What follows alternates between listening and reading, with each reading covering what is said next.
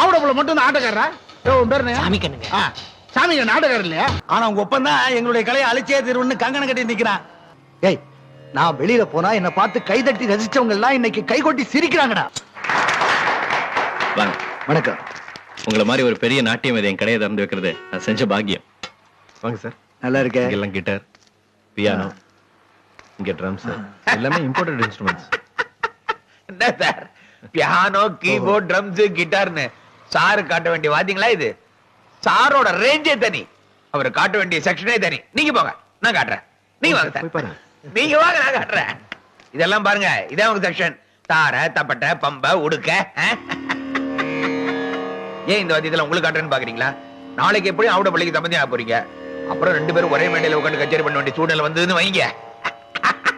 அதுக்குதான் முன்ஜாகிரதையா. அது மட்டும் இல்ல, ஆரில வெறும் பரதநாட்டியம் போர் அடிச்சு போச்சு. சோ தெருக்கூத்தோட சேர்ந்து சும்மா சுகல் மந்தி மாதிரி வச்சிங்கன்னு வைங்களேன், பிச்சுட்டு போவோம். குனோஸ், இந்த மஞ்சுக்கா இந்த வருஷம் உங்களுக்கு அவார்டு கிடைச்சாலும் கிடைக்கும். இன்னும் உள்ள வாங்க, கொம்பு, மிகப்பெரிய கொம்பு, இதெல்லாம் போக்கத்து.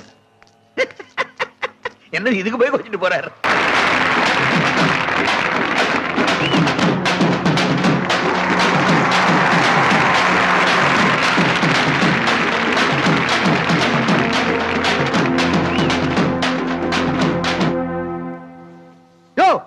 எப்பயுமே இந்த மரியாதை எங்க ஐயாவுக்கு தானே நடக்கும்.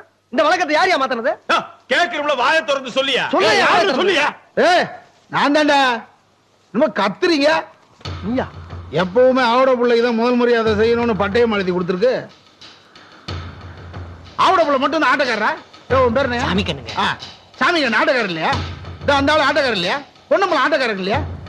இன்னும் உங்க அப்பம் பாட்டேன் கட்டி வச்ச கோயில் மாதிரி பௌர்ணமியான வண்டி கட்டிட்டு வந்துடுறீங்களா? கேலண்டர் பார்த்துட்டே இருப்பீங்களா? என்ன உண்மையை சொன்னா எரியுதா? ஊருக்குள்ள உங்களுக்கு மரியாதை கொடுக்கறது அதிகம்டா. இதுல கோவில்ல வேற உங்களுக்கு மரியாதை இருக்கடா. எல்லாரும் ஒண்ணு தெரிஞ்சுங்க, இனிமேல் கோவில் நோட்டீஸ் போர்ட்லயே போட்டுறேன் யாருக்கு முதல் மரியாதைன்னு. அதை பார்த்துட்டு இங்க வாங்க, இங்க வந்து தொல்லை பண்ணாதீங்க. சோத்துக்கு இல்லாத கோயிலுக்குள்ள முதல் மரியாதையா? என்னப்பா இது, வாய்க்கு வந்தபடி பேசிட்டு போறான். தட்டி கேட்கலான்னு பார்த்தா தடுத்துட்டீங்களே. உடு செல்வம், சொல்லி கொடுத்து ஆட சொன்னவன் அதோ எங்கேயோ உட்காந்துருக்கான். அவன் சும்மா ஆடிட்டு போறான். இவன் மேல கோவப்பட்ட என்ன பிரயோஜனம்? வாங்க போலாம். ஐயா, என்ன மன்னிச்சிருங்க ஐயா. ஏன் சாமிக்கு என்ன உன மன்னிக்கணும்? உனக்கு மரியாதை கிடைச்சல எனக்கு ரொம்ப சந்தோஷம்ப்பா. ஐயா, என் வறுமையை பயன்படுத்தி 10,000 ரூபாய் பணம் கொடுத்து அந்த நாகராஜன் என்ன கட்டுப்படுத்திட்டானுங்க ஐயா. சாமிக்கண்ணே, எனக்கு பதிலா நீ மரியாதை வாங்குறேன்னு நினைச்சேன். வெத்துட்டு வந்து நிக்கிறியாப்பா. இது பாருப்பா, எவ்வளவு வறுமை வந்தாலும், பசி வந்தாலும், பட்னி கிடந்தாலும் நாம எல்லாம் ஒரே ஜாதி, கிராமிய கலைஞருங்கிற ஜாதி. அதை மறந்துடக்கூடாது. உன்னை சொல்லி தப்பு இல்லை. எப்படி வேணாலும் வாழ நினைக்கிறவங்க தான் உனக்கு வீசுற வலையில விழுந்துடுறீங்க. ஆனா வைராக்கியத்தோட இருக்கிறீங்களே ஒரு பயலை நெருங்க முடியாது. வாங்கடே.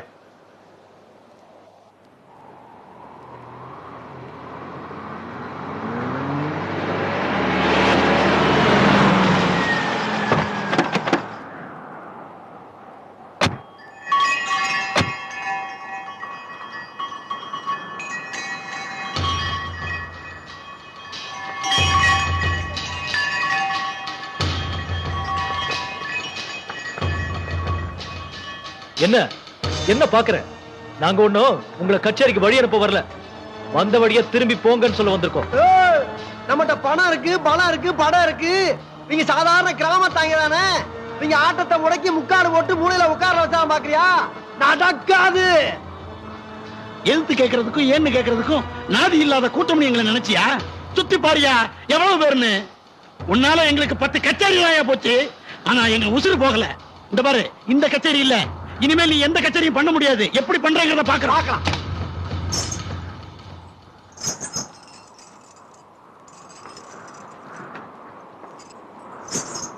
அபிராமி,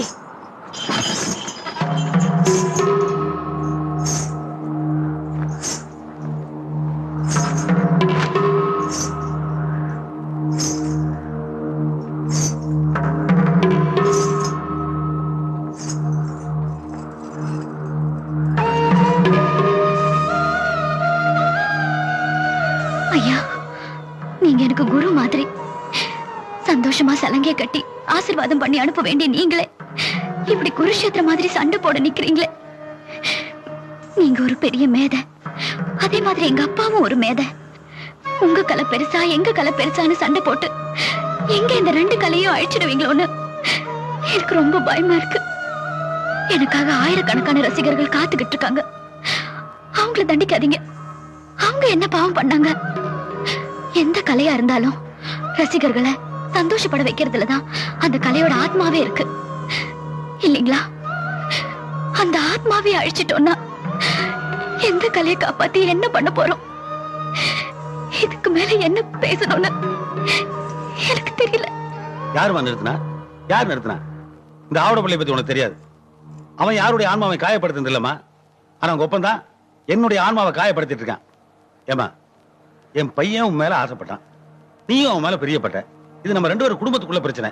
அதுக்கு இந்த ஏழை பாளைகளை என்ன பாவம் பண்ணாங்க?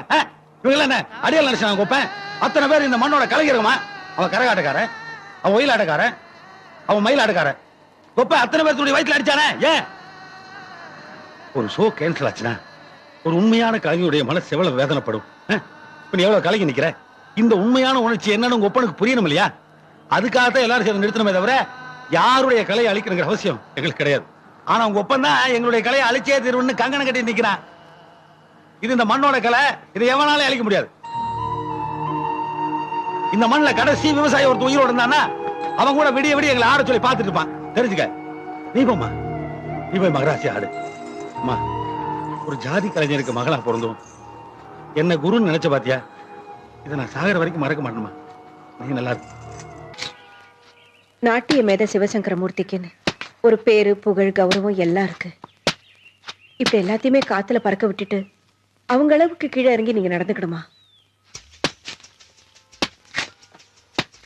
சுட்டு போட்டாலும் உங்களுக்கு கெட்ட குணம் வராது. இன்னைக்கே அப்படி நடந்துக்கிட்டீங்க. ஏதோ ஒரு பகையை மனசுல வச்சுக்கிட்டு இவ்வளவு தரந்தாழ்ந்து நீங்க யாரு, எப்பேற்பட்டவர், இந்த உலகம் உங்களை எவ்வளவு உயர்வான இடத்துல வச்சிருக்குன்னு ஒரு நிமிஷம் நினைச்சு பார்த்திருந்தீங்கன்னா இப்படி நடந்துகிட்டு இருக்க மாட்டீங்க. இப்படி ஒரு தலைகுனியும் அவமானமும் என்னைக்குமே நமக்கு வந்தது இல்லை. அது இன்னைக்கு உங்களால வந்துருச்சுன்னு நினைக்கும் போது எங்களால தாங்க முடியல. நேத்துல விழுந்த யானையை காக்கா குத்துற மாதிரி எங்க விழுவான் எப்ப பாயலான்னு எல்லாரும் காத்துக்கிட்டு இருந்தீங்களா? என்னடா தப்பு பண்ண? நீங்க எல்லாம் கேள்வி கேட்கிற அளவுக்கு அப்படி என்ன நான் கொலை குத்தம் பண்ணிட்டேன்?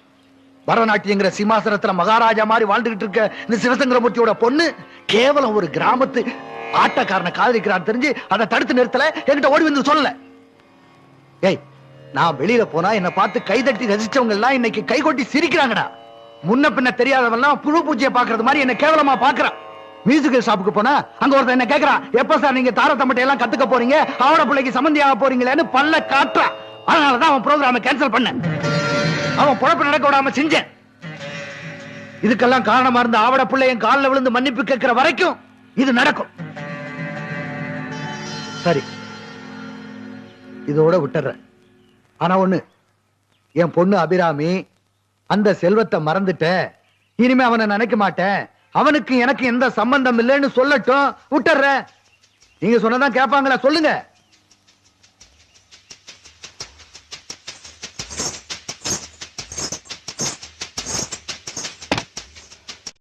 புரிஞ்சுதா?